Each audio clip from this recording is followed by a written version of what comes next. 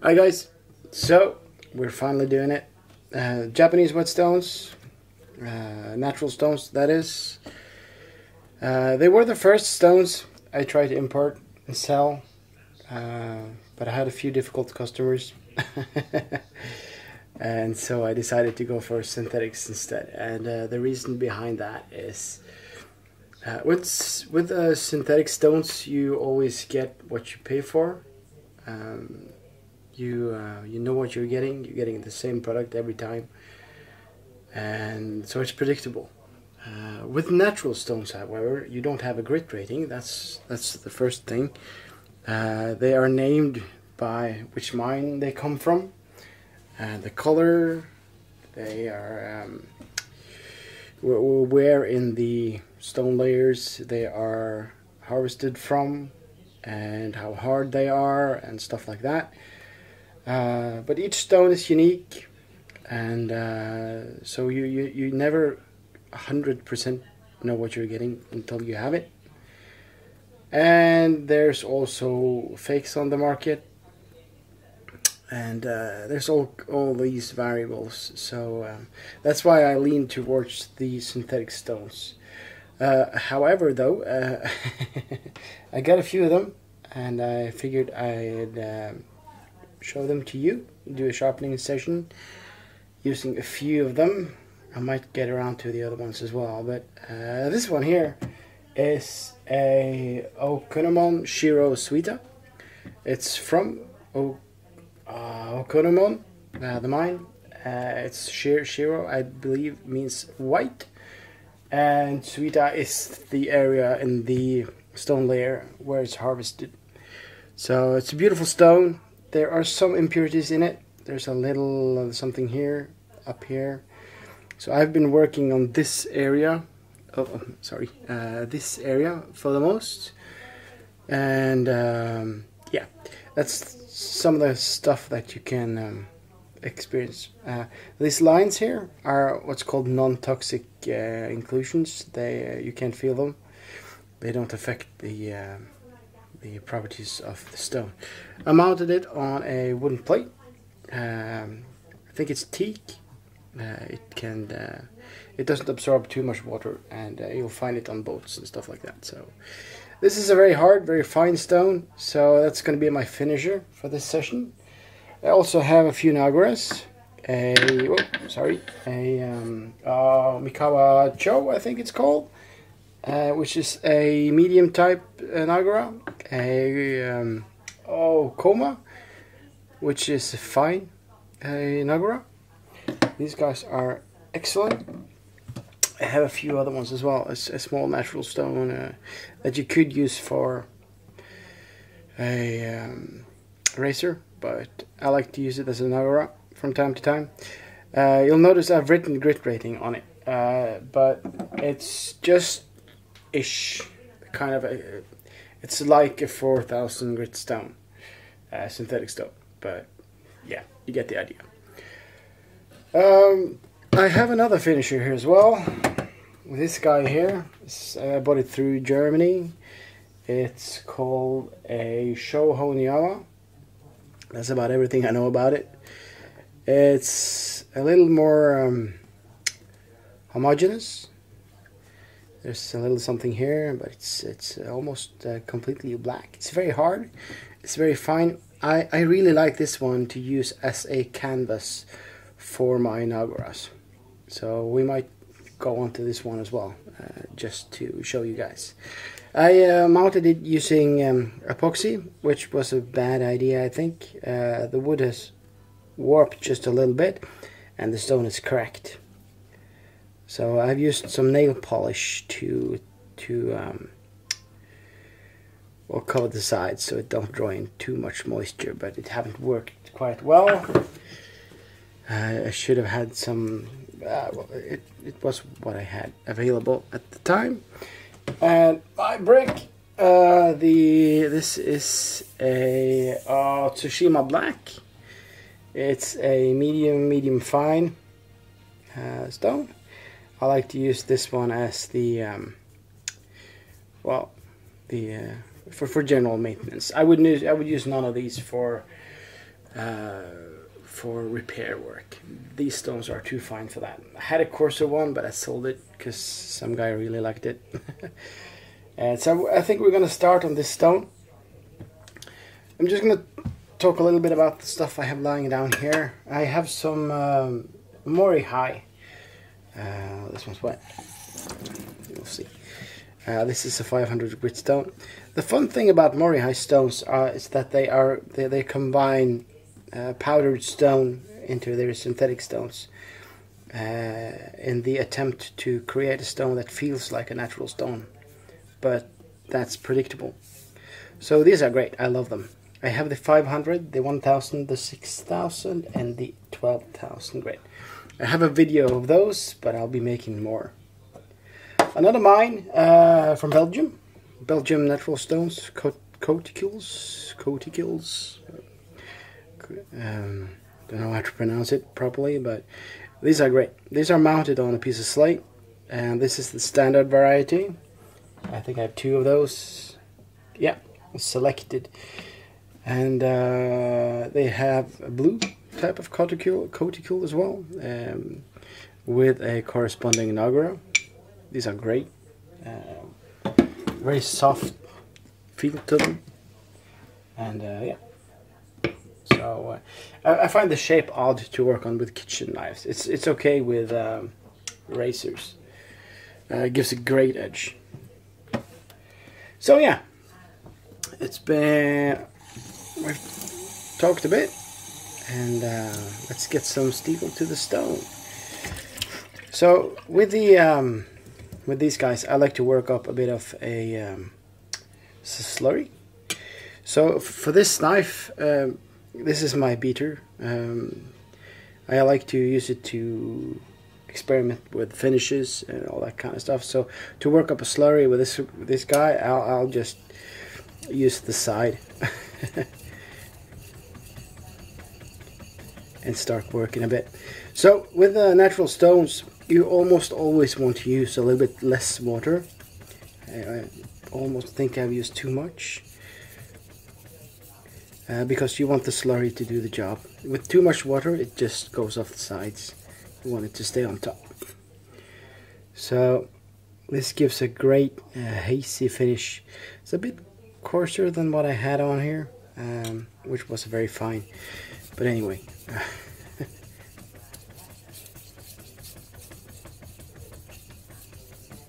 So we are getting there.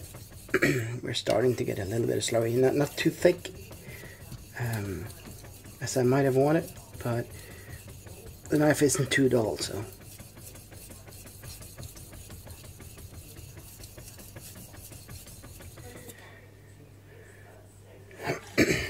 Just want to rinse it off to check to look at the finish. It's always nice to know when you're recommending stones. I don't know if you can see. Yeah, I don't know, but still, okay. Let's just go for it.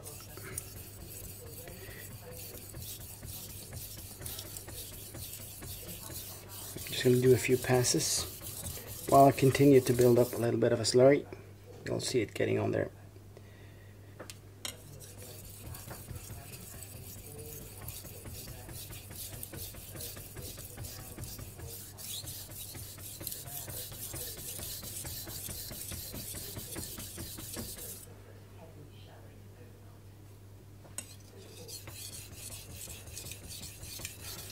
Doing the other side as well, just a little bit lighter. I hate this side. So it's better to just do it slow.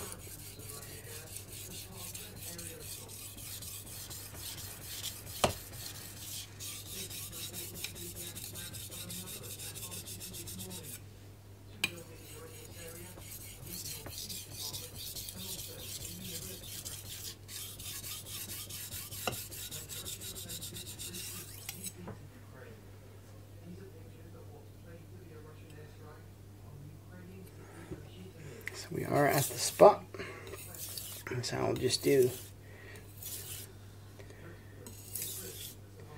a few crescent strokes here just to finish up the edge.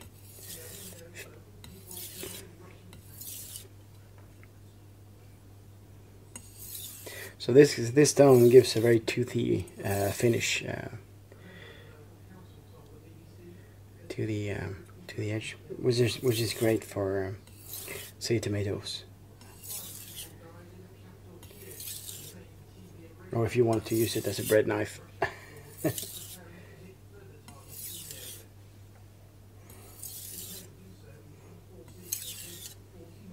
So you'll see the mud starts to collect on the stone. This is a good thing. It's not a lot. I prefer to have a lot more than this. And the stone being so large as it is, there's no reason why I shouldn't, you know, go at it with a diamond plate. These stones aren't too cheap, too expensive as well, so it's a great stone to have if you want to have natural stones.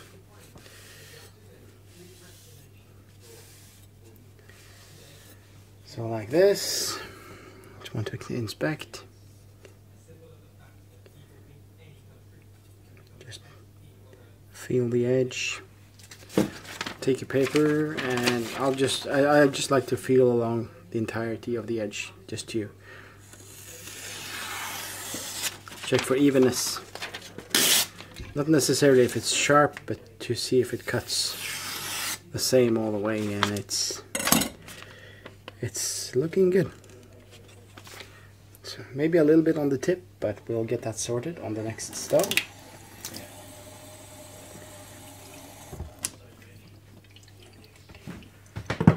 Just leave that to the side, and I will do the polishing on this guy here, my Okunomon Shiro Suita. So what I'm going to do with this guy is, because I have inclusions in it, well, not inclusions, it's more like small dips here and there, and it's not 100% flat.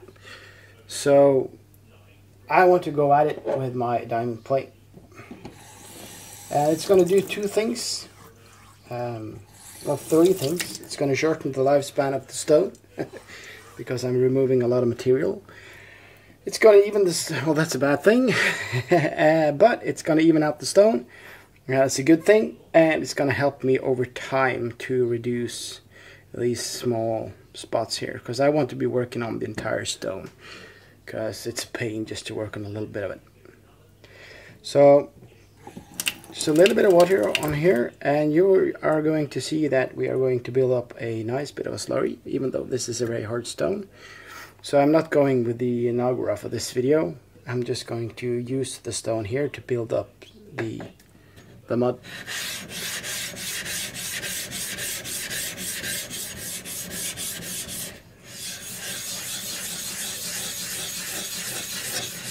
You can hear around here, there's stuff that needs to be removed.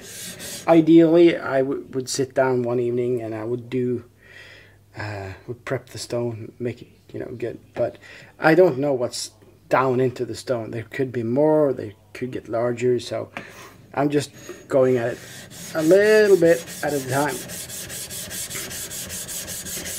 So you see the water starts to get white.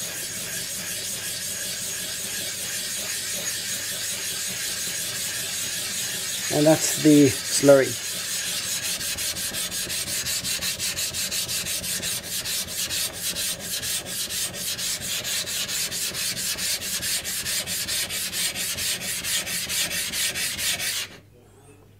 Some work that needs to be done over there, but for this is going to be just fine. So this is the slurry, and this is going to speed up the stone. This is just stone particles that's come off the stone, so they're going to help me with the polish. Oh yeah, that's much better. So I tried this stone last night and I could only work on this bit here, but now you see I got the full range of motion down here without any interference, and almost up here as well. So it might be that I'll just leave it like this for a year or two maybe. We'll see, it depends on how much I use it.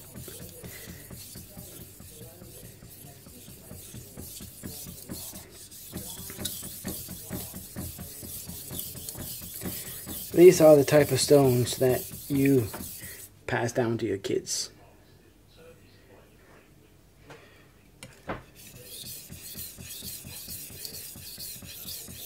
or sell on eBay as vintage.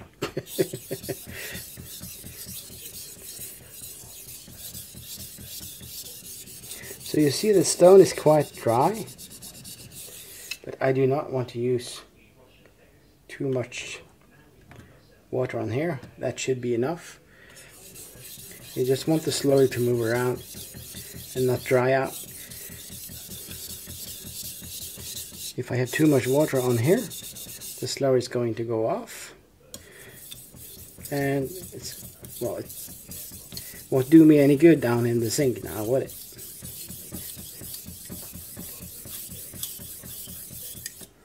Like so. And I believe we are ready to start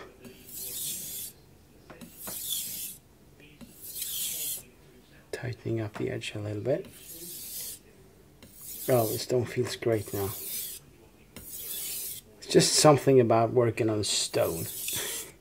Like, you know, something that people just plucked out of the ground. And here you are using it to sharpen your knife.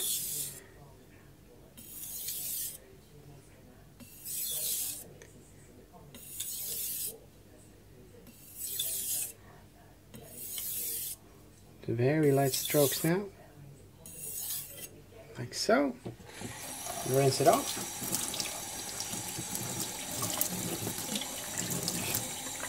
And we will see how it fares. Just wiping it off.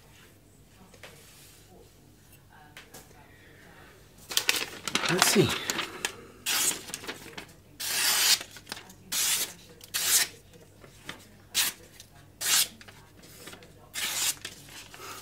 Pretty decent. We haven't been on it with this drop at all, so just want to rinse off this guy here, and we'll do the Sho-Honyama with the nagura, just to show you guys.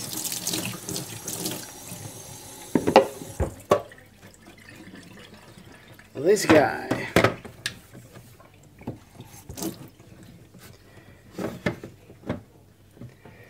So, now to choose a nagura. For this video here, I reckon I am going to go with the kumo nagura, the finer one. And of course you want to preserve the stamps on these guys, so you know which is which. And if you're ever going to sell them, this is going to last a lifetime. So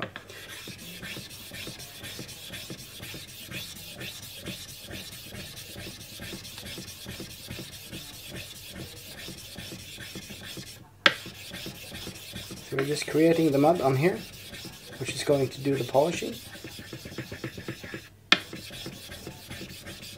I like to have a lot, like so, and it's just a matter of working it.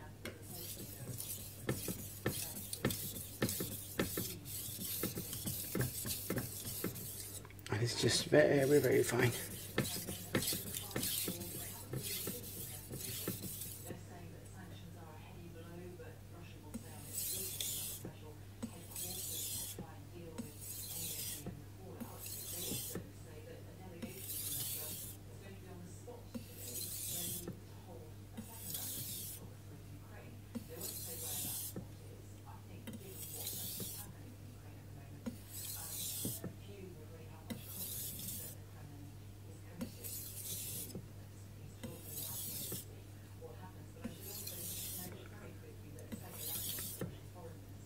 Just some light strokes here as well.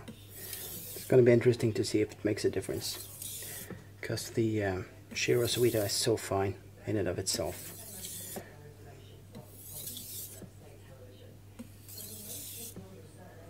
Like so. So unless you are polishing large surfaces, there's never a lot of work on these finer stones. It's just the finishing touches. And like so. And let's see. Don't know if that's me.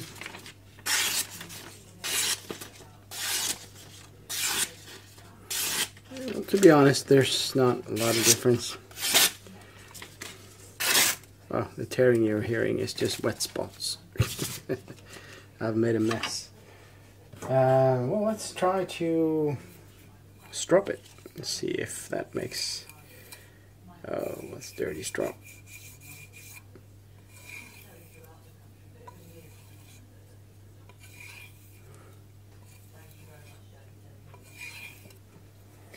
And a dry piece of paper. Yeah. That's just incredible. So what the strop did is that it removed the last, the last little bit of burr on the edge, which my bad sharpening skills didn't manage to remove properly. But that just goes to show, with a strop on your side, you're gonna have amazing results with these guys. So yeah, that's some of the stones. Might do another one with the Belgian stones, but I think it's going to be too much for one video. So I think I'm going to leave it at that. And if you liked it, just let me know. If you didn't like it, let me know. And yeah, appreciate all the comments and the fact that you're liking and subscribing. And yeah, so I'll see you guys in another video. So take care.